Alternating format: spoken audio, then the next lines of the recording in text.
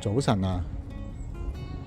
大家見到我揾啲繩啦，有條木柱啦，又有個鐵柱啦，喺度攔住呢個木欄呢條柱啊。咁個原因好簡單咧，就係而家呢個木柱啊，佢搖搖欲墜啊！大家見到啊，其實我好細力㗎咋，佢都幾搖下啊。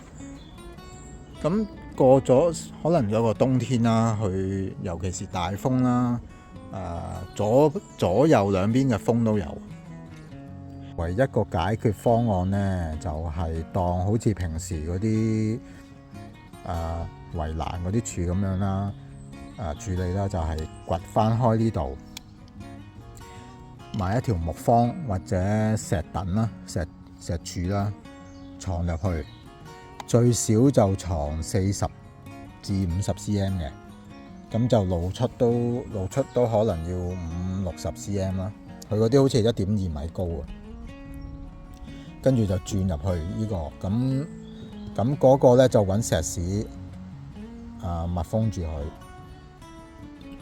跟住嗰個柱墩同呢個咧就用螺絲係緊啦，即係整穩陣佢啦，就係咁樣啦。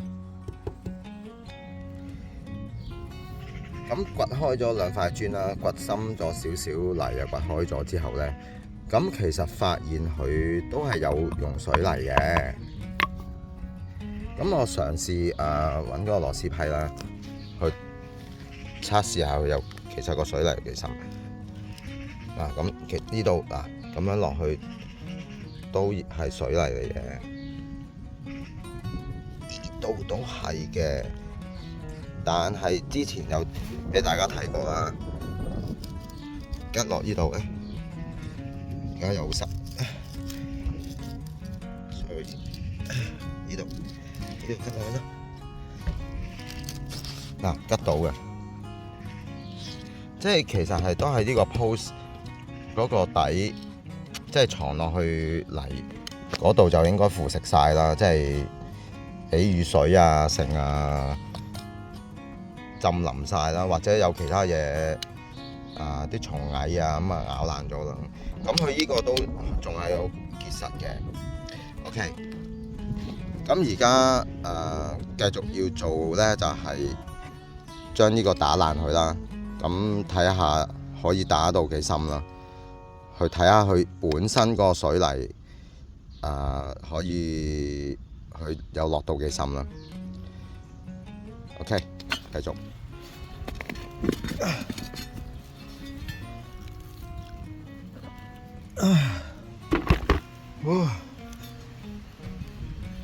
哇！夠深啊！掘埋呢個。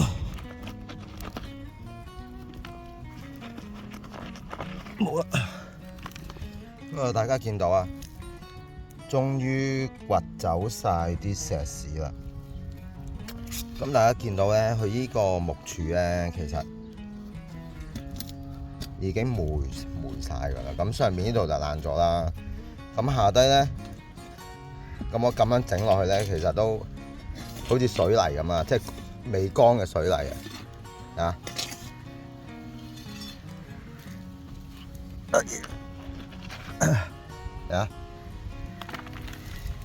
基本上都已經作廢㗎啦。好啦，咁其實喺倒水泥啦，同埋放你嗰個柱嘅時候咧，都要盡量清走呢啲水木嘅，因為你見到啊，咁佢其實已經霉晒啦。OK， 咁如果你留喺度咧，其實有冇問題咧？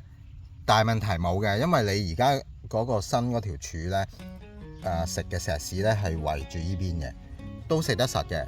但係我會建議咧，其實會鋸咗呢度去，盡量清走呢啲已經淋晒嘅木啦。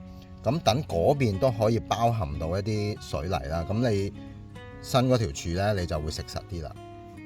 好啦，差唔多清晒嗰啲木噶啦，大家都見到啊。揾個鐵批整俾大家睇下。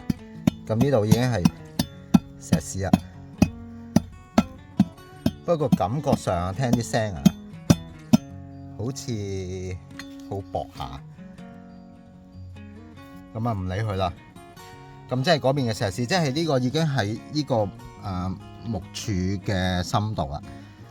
咁而家剩翻少少木碎啦，咁盡量清埋佢啦。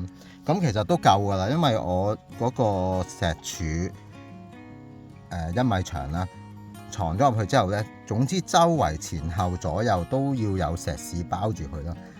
咁佢就穩陣啦。Post 咧就係咁樣嘅，就放落去啦。大家睇唔睇到？咁盡量放到去垂直啦。咁其實都好簡單啊。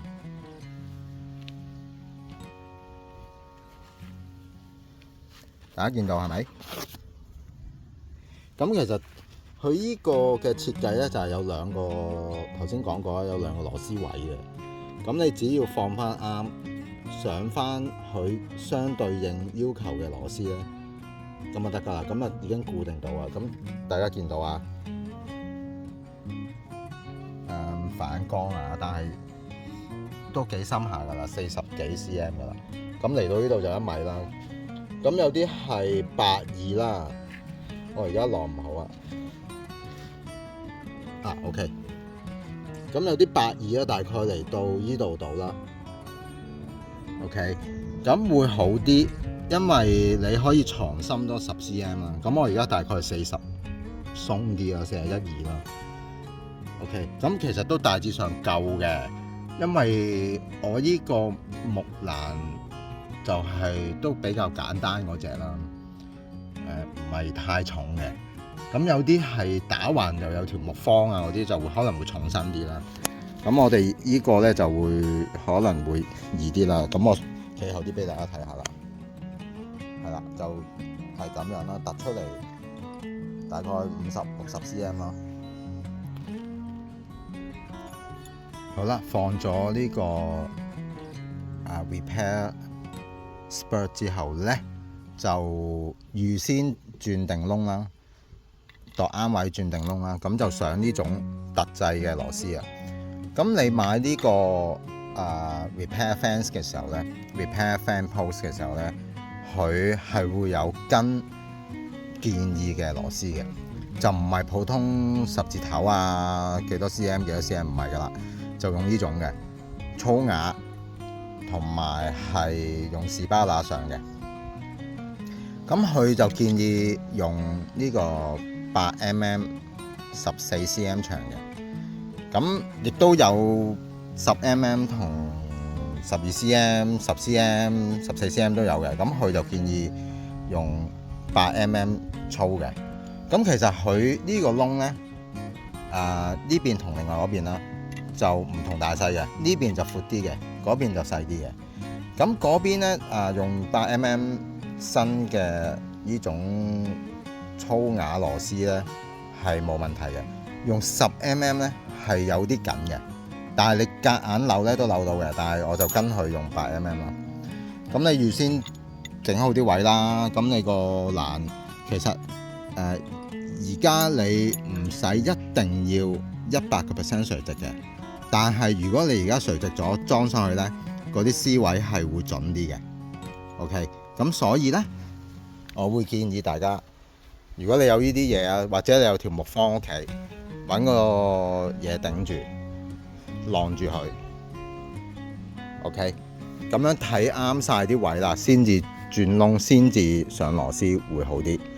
咁有啲欄呢，佢本身好似唔係咁樣嘅，佢呢個post 突出嚟好多嘅，咁你呢個木方可以直情上去個揾一口螺絲啊，唔好上緊啊，上到鬆鬆地，咁你就可以調校翻嗰個垂直度啦。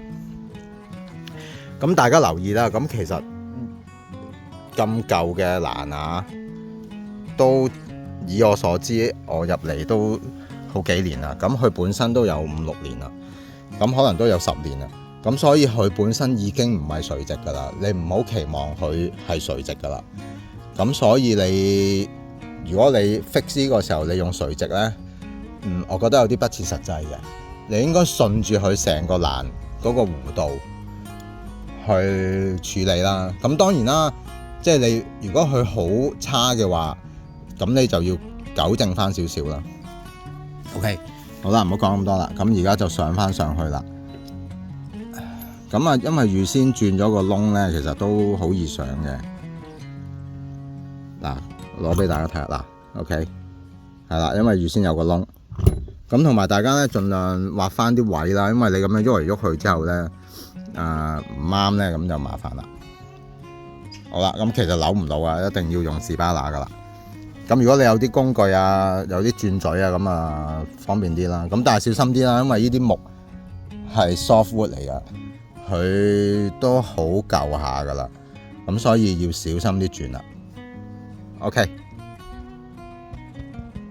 好啦，上好晒啦，都上緊咗啦。咁其實咧已經好實下啦，即係最少咁樣搖都搖唔喐噶啦。本身咧，如果大家有記得咧，我細細力搖咧都已經喐噶啦。咁其實都已經有啲承托噶啦。咁跟住咧就係倒水泥啦。咁好簡單咧，就係灌咗啲水啦，跟住就半包水泥倒落去啦。你可以預先溝咗先嘅，但係就你要 make sure 佢會滲透到每一個角落頭咯。咁都得嘅，兩個方案都得嘅。好啦，都填滿咗80幾啦。咁其實佢真係好快乾噶，你睇下，大概幾分鐘噶。咁最重要咧就係唔好一次過加好多水。加好多水泥，唔好一次過，逐啲，唔夠再加，唔夠再加。咁同埋咧最緊要包圍晒佢啦。咁頭先就話裏邊嗰度啦，你最緊要揾你手上嘅所有工具啦。咁啊，盡量塞到實啦，就係咁樣啦，就係咁樣啦。總之要塞到好實嘅。咁其實都好快乾噶啦。咁我大概用咗1包水泥啦。咁啊用埋佢啦，加埋少少水，鋪到去大概係呢個位度啦。OK， 即係同呢個而家呢個底嗰度差唔多啦，差唔多呢度都仲有少少啊，都要鋪埋佢。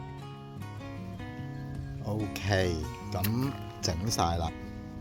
啱好1包水泥啊！咁啊，大家如果要做呢啲咧，就都係要買專門俾 fan post 噶啦。佢呢個叫 post circle 啊 ，blue circle 啊，就係專門愛嚟做 post 嘅。咁其實無論你係咪呢個石屎等啦，或者木 post 啦、木柱啦，其實用呢個水泥都得嘅。